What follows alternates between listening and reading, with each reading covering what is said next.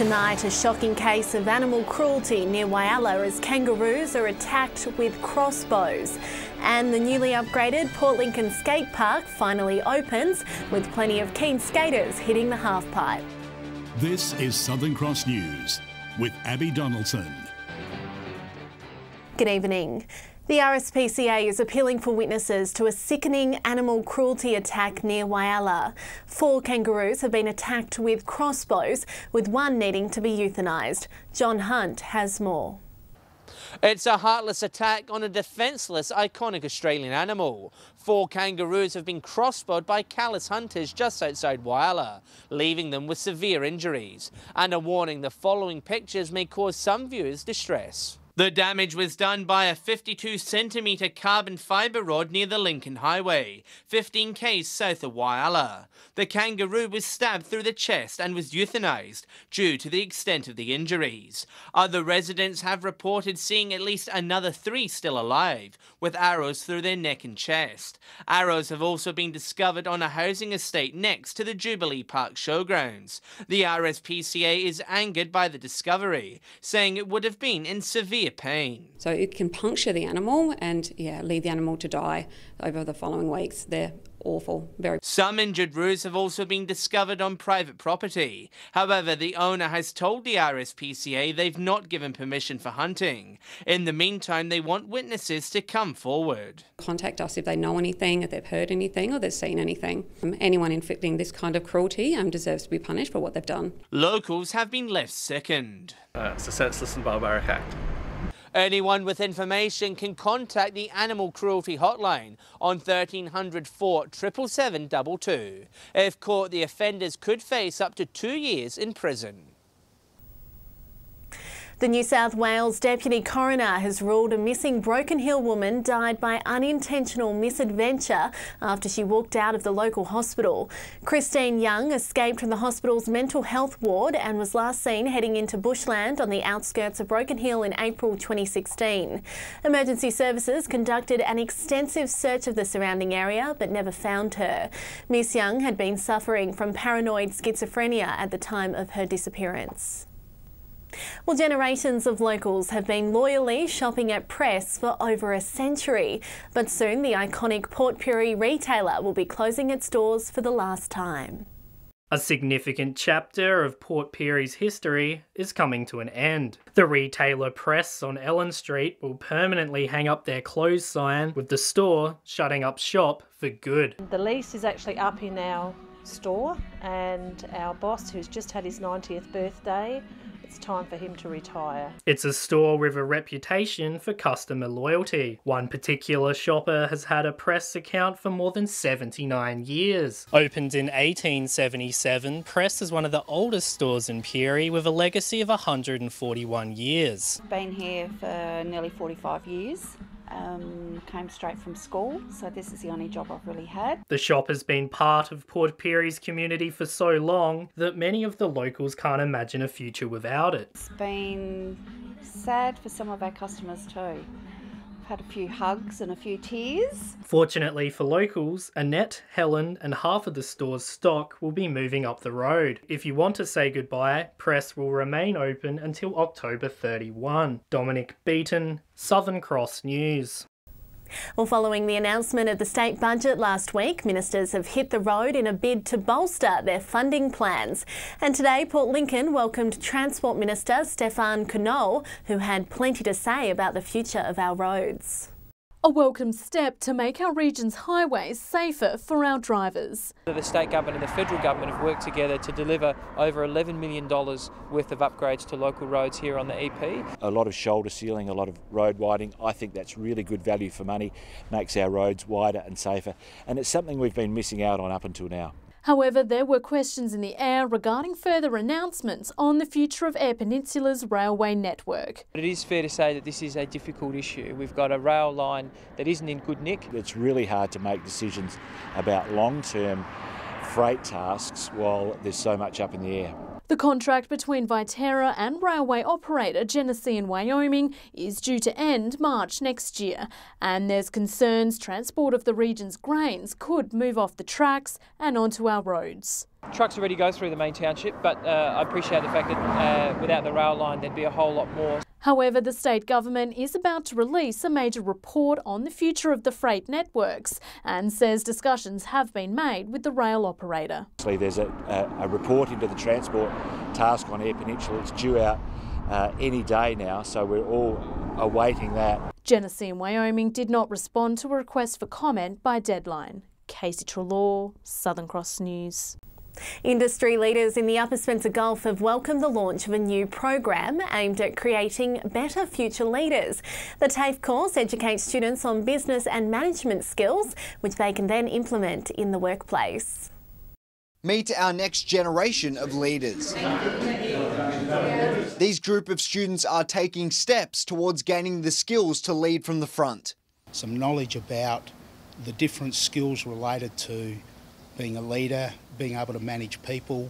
The 12 participants will take part in the year-long course run by TAFE, which marries the theory with their experiences in the workplace. So the idea is that they can take the theory, the content, and relate it to how things happen in their particular workplace. Each student also has a mentor throughout the duration of the program. The mentors are hugely important. They're going to be like a sounding board and a bit of a confidant and bit of knowledge as well. Participants are excited at the opportunity to further their skills. It's a great opportunity to help personal develop myself, but also help develop other work skills. Yeah, it's a good opportunity to formalise some of our knowledge in a formal qualification as well. TAFE hopes these programs can also get up and running in other regional areas. For example, Port Lincoln, Ceduna, Whyalla. Garth Burley, Southern Cross News. Still to come tonight, good news for skaters as the newly upgraded skate park finally opens in Port Lincoln. And a country music sensation to perform in Port Augusta after more than 10 years. Welcome back. The newly upgraded Port Lincoln skate park has finally returned to backflip and board slide action. At the official grand opening today, guests were treated to a spectacular display from local professionals testing out new tricks. Port Lincoln's pros left to the task of showcasing the town's newly upgraded attraction.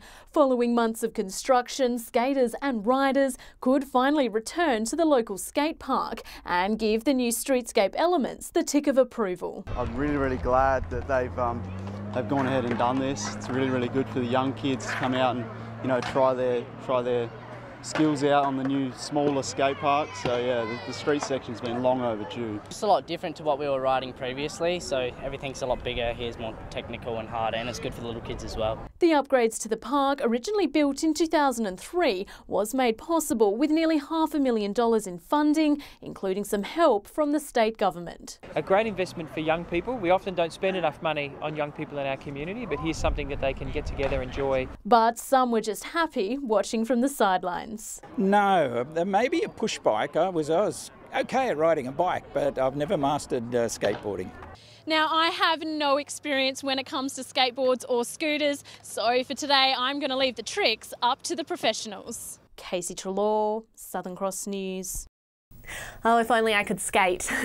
The Northern Areas Council has teamed up with French green energy giant Neon. The partnership plans to deliver renewable solar grants to community groups in the southern Flinders.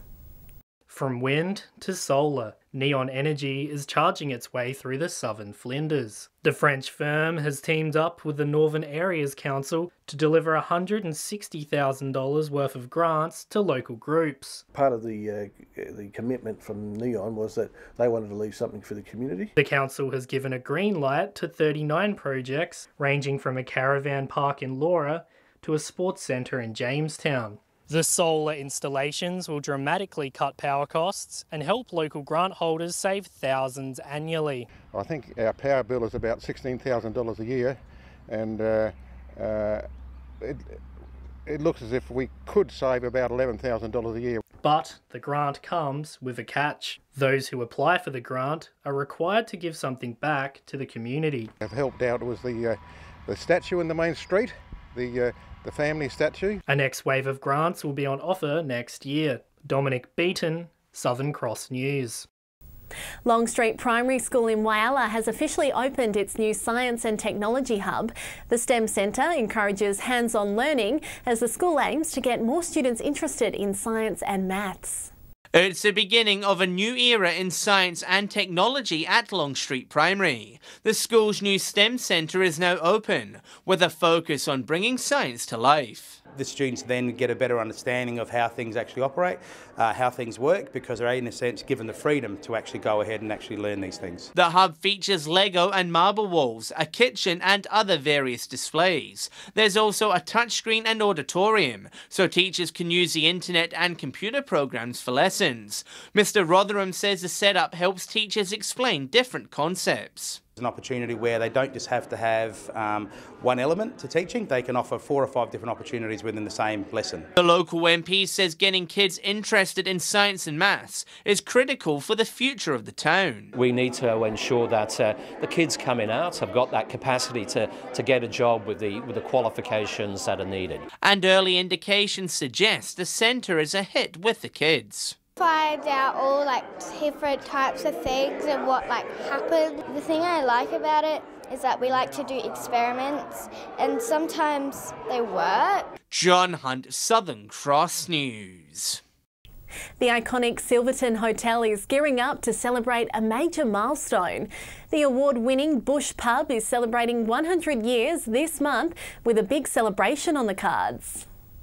A century in the outback and it's still standing tall. 100 years of continuous operation in this particular building. The Silverton Hotel is a major hotspot in the historical town, hosting tourists, recovery days and musical events to name a few. But there's a bit more history in the name than just 100 years. We started in 1884 with the 2 hotels that were previously built outside, and then they moved into here when the old 2-storey was burnt down in 1918, and so 2018 brings us to 100 years. The hotel was crowned Best Bush Pub in New South Wales by the Australian Hotels Association last year. Owners Peter and Patsy Price have put it on the map even further thanks to the first ever Silverton Sunsets Music Festival drawing hundreds to the venue. The next one being held in March, tickets on sale now. It's all geared for a big and better weekend. We're going to have big screens again, a lot better sound equipment, and it's going to be fabulous. The hotel's 100-year celebration will be held on the Sunday of the October long weekend. We are inviting all the past, present and whoever's been to the Silverton Hotel to come and join us and have a really fun day. In Silverton, Patrick Reinke, Southern Cross News. Backed by popular demand, country music icon Becky Cole will perform in Port Augusta again after more than 10 years. The South Australian artist is touring her new album, but says fans can expect all their favourite hits.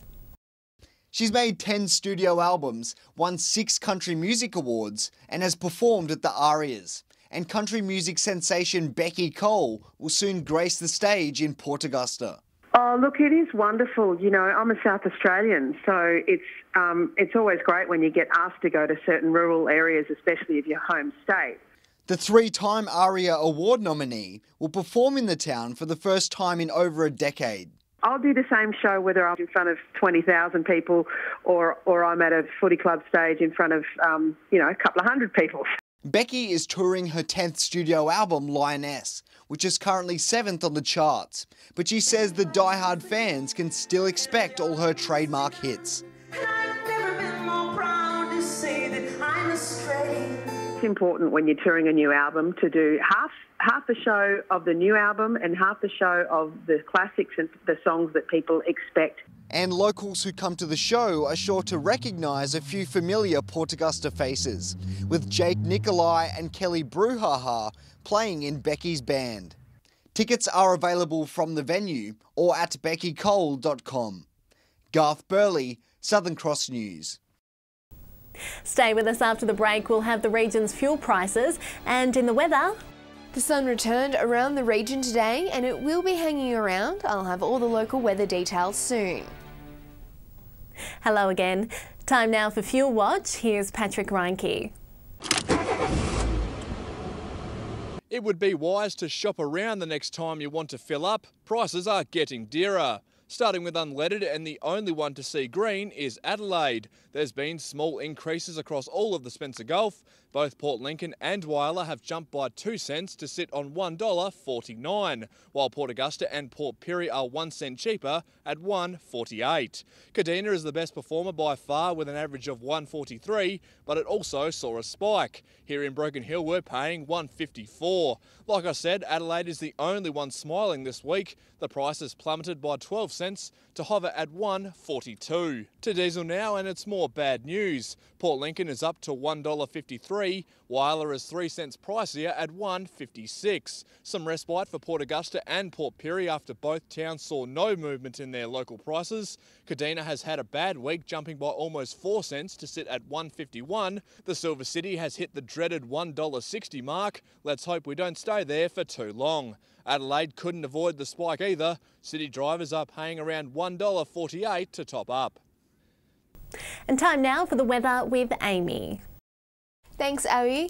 A fine spring day across the Spencer Gulf today, 19 for Port Augusta and Broken Hill, Whyalla and Port Lincoln sitting between 16 and 17 degrees. A big thank you to Paul Hodges, who captured this gorgeous photo at Coppy Hollow Tourist Park near Broken Hill earlier this year. We love seeing all your photos, so if you have one you'd like to share, you can send it through to localnews@sca.com.au. Checking the satellite now, and a band of clouds stretching across from the northwest to southeast is generating rain and showers across the south. Skies are clearer elsewhere under high pressure. If you're out on the waters tomorrow, northwesterly winds will pick up to 15 knots, with seas reaching 1.5 metres. Sunrise is at 6:24, while it's setting at 8 minutes past 6. Sunny conditions across the region tomorrow, 24 the top in Port Augusta and Corn, Woodna and Port Pirie both sitting at 22 degrees. Showers should ease by Saturday in Port Lincoln, with cloudy skies forecast for Sunday and 16 degrees. A chance of showers in Cleve before conditions fine up, while Woodna is in for a run of mostly sunny days. A few fine days predicted for Whyalla, with Sunday sitting at 18. Port Augusta can expect a very warm Friday before temperatures drop over the weekend, and Kadina will round out the weekend with a fine 16 degrees. Mostly sunny and 18 in Port Pirie on Sunday. Sunshine will return in Clare with a top of 14, and in Broken Hill a sunny weekend with maximums in the mid-teens. Let's hope that we still see some much needed rain though. Abby, back to you. Thanks, Amy, and fingers crossed we do. And that's all from the team this Wednesday. Enjoy your evening. Good night.